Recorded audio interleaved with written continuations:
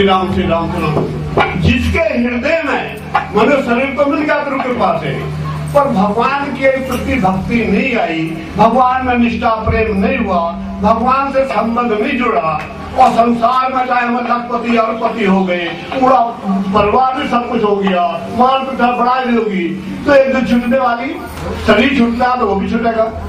तो उसकी कोई बड़ाई नहीं है। बड़ाई किसकी है? जिसके हृदय में भगवान से प्रेम हो गया, भगवान से संबंध हो गया, उसमें राग, जो राग संसार में है वो भगवान राग जिसे हो जाए तो बेड़ा पार हो जाएगा, यहाँ भी सुख रहेगा, हमारे बच्चे भी सुखी रहेंगे। ये नहीं कि भक्ति करने का वो होगा। तो अच्छा, भक्ति का आधार क्या है? भगवान का नाम। अब साधन बहुत है, पर कलियुग योग यज्ञ नहीं जाना, एक आधार राम गुण गाना। ये हम अपनी तरफा से नहीं कह रहे भाइयों।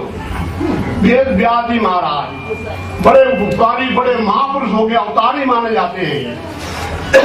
एक वेद था पहले, उन्होंने सोचा कि कलयुग आ गया है, थोड़ी आयु के होंगे, थोड़ी छोटी बुद्धि के होंगे, नहीं समझ पागे पढ़ पाएंगे, तो 4 विभाग किए। फिर सोचा इतने में काम नहीं चलेगा, कलयुग मनुष्य नहीं पढ़ पाएंगे, तो 6 शास्त्र बनाए हम समय कल जाने के लिए। फिर 18 पुराण रचना किए, महाभारत की रचना की। महाभारत पंच वेद कहलाता है। गीता जी, विष्णु सहस्रनाम, सुजात पर महाभारत के लिए। जिसको राजनीति में कुशल होना, राज्य जानना हो, शास्त्र में कुशल होना हो, तो महाभारत की जरूरत पड़े। पर अब डरते बहुत है महाभारत हो जाएगा, इसको पढ़ेंगे ये बात नहीं। तो श्री राम जय जय राम। श्री राम। अब मैं अपना प्रसंग ही भूल गया।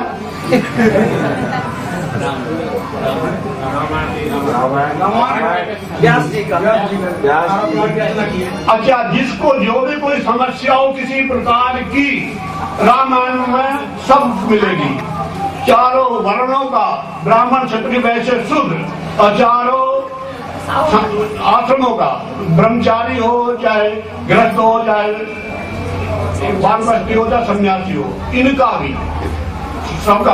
और भगवान राम के चरित्र के साथ में समन्वय करके भी उनको स्पष्ट रख दिया है, तो उसमें दे सकते हैं। और भाइयों रोज पाठ करा करो थोड़ा बहुत, और पाठ के अर्थ समझते रहे और राम नाम करे।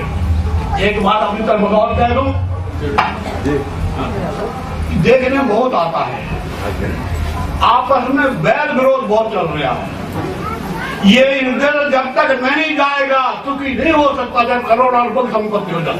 चाहे वो अग्नि में जल जाए, चाहे जल में गल जाए, तो पता करते करते कल्याण नहीं होगा। ये दोनों भी दूर कर दो तो यहाँ ही सुखी हो जाओगे, और भगवान भी अपना लेंगे। जो दूर हमारा अनित कर रहा है, हमारा नुकसान कर रहा है, हमारा अपमान करता है, उसके बदले में आप उसका प्रतिशोध की भावना निकाल दो और आप उसका भला चाहो, कल्याण करो। आप सोचोगे तो हमारा बुरा करे, हम कैसे भला करें? इसमें अपनी गलती समझ लो कि हमने पूर्व जन्म में किया है, वो मिल रहा है, अब पा रहे हैं, और अब फिर करेंगे तो फिर मिलेगा। जो मनुष्य जैसा रोज कर्म कर रहा है वो अपने लिए कर लिया, किसी का भला किया तो उसको एहसान नहीं दे, को उससे बदला भी न चाहो, उसको वजन भी न मारो, हमने तुम्हारा ऐसा किया वैसा किया, और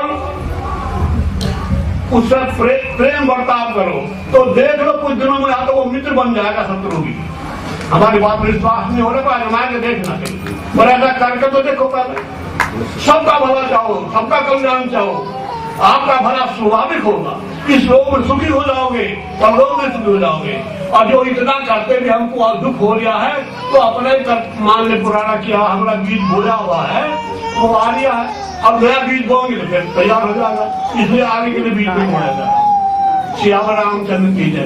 क्या ध्यान दोगे भाइयों की थोड़ा बहुत? जी महाराज जी। झगड़ा